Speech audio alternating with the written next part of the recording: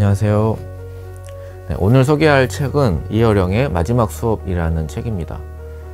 저는 이어령 교수님 하면 떠오르는 이미지 가운데 하나가 귤이 있어요. 귤. 네, 교수님의 굴 중에 어머니를 위한 6가지 운유라는 수필이 있는데 그 6가지 운유 중에 하나가 어머니와 귤이에요. 딱 2페이지 정도 분량밖에 안 되는 그런 수필인데 제 기억에는 좀 오랫동안 이렇게 남아있는 것 같습니다. 당시에 이어령 교수님은 11살이었고 집에서 막내였습니다.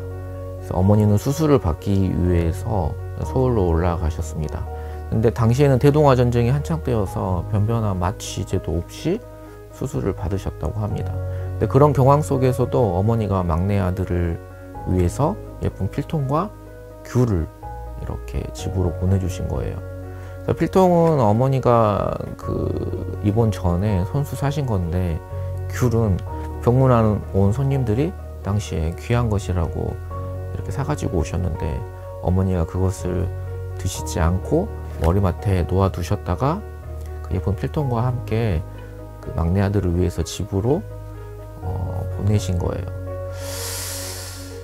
그리고 얼마 되지 않아서 그 귤과 거의 함께 어머니는 하얀 상자 속의 유골로 돌아오십니다. 그래서 그 귤은 어머니도 아들도 그 누구도 먹을 수 없는 귤이었지요.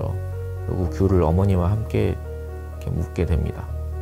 그리고 그 뒤로도 교수님은 어머니의 산소에 갈 때마다 그 귤을 사들고 갑니다. 그리고 귤을 살 때마다 그 귤값이 너무 싼 거에 대해서 많은 아픔을 느끼죠.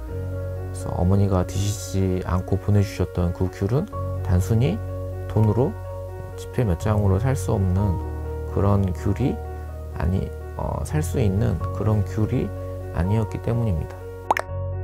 그래서 이런 글도 그렇지만 이어령 교수님은 참 빛나는 지성인이면서도 어느 문학과나 시인 못지않는 이러한 감성을 지녔다고 생각합니다.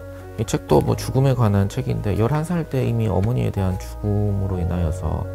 어머니의 죽음으로 인하여서 죽음에 대한 많은 생각을 하지 않았을까라고 생각을 합니다.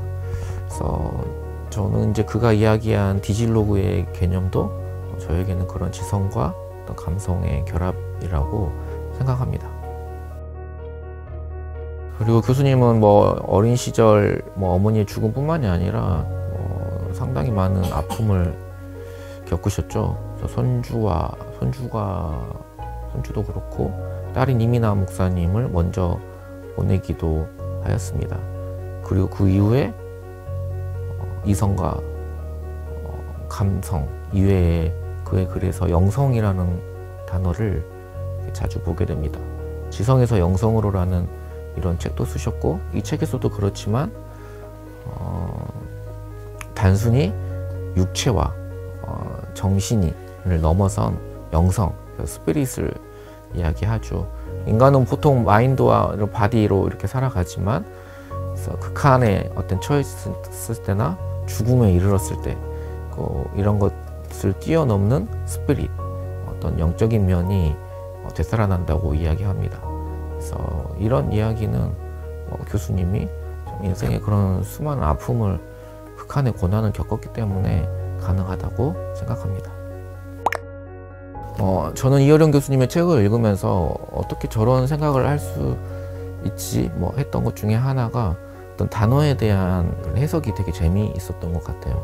그래서 단어 하나, 우리가 흔히 쓰는 그런 일반적인 그 단어들을 이렇게 풀어서 해석해서 자신만의 생각으로 그걸 해석해서 그 의미를 새롭게 보여주는 것이죠.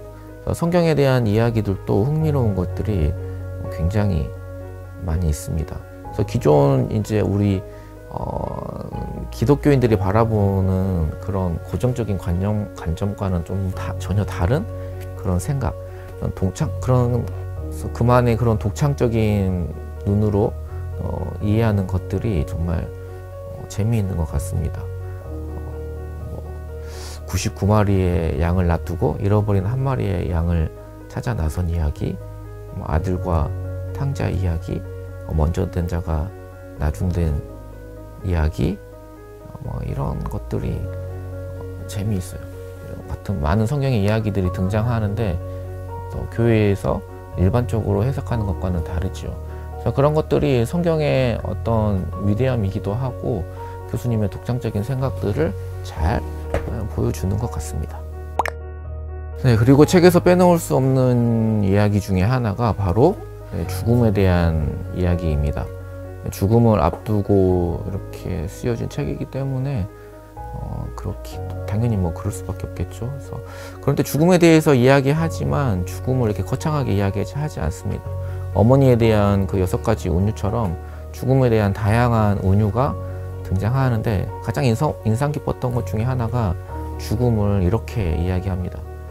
거창한 것이 아니라 내가 신나게 글을 쓰고 있는데, 그러니까 신나게 놀고 있는데, 아이들과 놀고 있는데 불쑥 엄마가 부르는 거예요. 애야, 그만 놀고 집에 와서 밥 먹어. 그래서 이쪽으로 엄마의 세계로 이제 건너오라는 그런 명령이지요. 그래서 이럴 때 엄마는 어릴 때 엄마는 이제 밥이고 생명이고 어떤 품이잖아요. 그래서 이만 그만 놀고 이제 생명의 품으로 자신의 그 생명으로 오라는 부름으로 그렇게 이야기합니다. 그렇게 죽음이 또 하나의 생명이라고 이야기합니다. 그래서 우리는 죽음이라는 표현을 지혜롭게 돌아가셨다 라고 표현하지요. 우리에게는 돌아갈 어떤 품이 있는 것입니다. 작년에 저희 권사님 한 분이 돌아가셨는데 제가 참 개인적으로 좀 존경하는 권사님이셨어요. 저를 또 많이 사랑해 주셨고 정말 급작스럽게 이렇게 또 질병으로 돌아가셨습니다. 그런데 식구들을 비롯한 주변에서는 아무도 그렇게 권사님의 죽음을 예상하지 못했어요. 그런데 권사님 본인은 죽음을 어느 정도 이렇게 예상하셨던 것 같아요. 그래서 한 번도 이 병을 낫게 해달라거나 치유하게 해달라거나 그런 기도 부탁을 하시지 않으시고 오히려 자신의 인생은 참 소풍처럼 아름다웠다고, 모든 것이 다 감사하다고 이렇게 죽음을 담담하게 받아들이시는 모습을 이렇게 본 적이 있습니다. 이어령 교수님도 자신의 삶을 My life는 기프트, 선물이었다고 이야기합니다. 그래서 내 집도, 내 자녀도, 내 책도, 내 지성도 분명히 내 것인 줄 알았는데 다 선물이었다고 이야기합니다. 그리고 자신이 영화 감독이라면 마지막에 엔드마크 대신에 꽃봉오리를 하나 올려놓을 거라고 이렇게 합니다. 피어있는 꽃은 시들지만 꽃봉오리라면 영화의 시작처럼 많은 이야기를 갖고 있을 테니 말이죠. 그래서 역시 교수님다운 그런 이야기, 교수님다운 생각이라고 생각합니다. 교수님의 마지막 인터뷰라서 더 의미가 있었고, 또 마지막 수업이라고 하면은 뭔가 크고 거창해야 할 것 같은 부담이 드는데 이 책은 그렇지 않아요.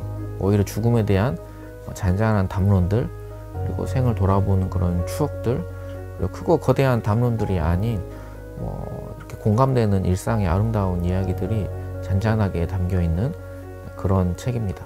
그래서 죽음이 아직 멀다 생각하는 경향이 있는 청년들 이지만 이 책은 죽음보다는 삶에 대한 이야기라고 생각을 합니다. 그래서 꼭 저도 유튜브를 통해서 이렇게 소통을 하고 있지만 이렇게 유튜브보다는 이런 책 한번 꼭 읽어보시기를 거꾸로 누르고 있었네요. 이런 책 한번 읽어보시기를 추천드립니다. 신청해 주셔서 감사합니다.